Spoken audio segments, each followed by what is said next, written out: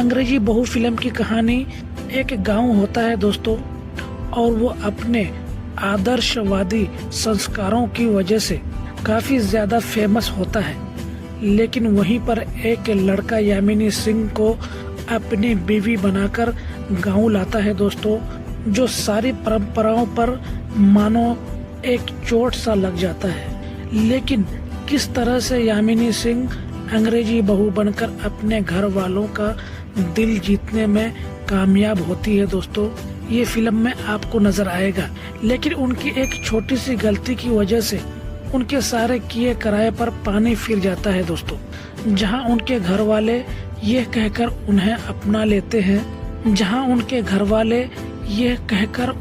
लेते हैं कि ये दूर की है, जो हमारे संस्कारों को नहीं जानती या धीरे धीरे सीख जाएगी। लेकिन यामिनी सिंह काफी पढ़ी लिखी होती है दोस्तों, और वो अपने नाम से एक अंग्रेजी कोचिंग सेंटर भी खोल लेती है।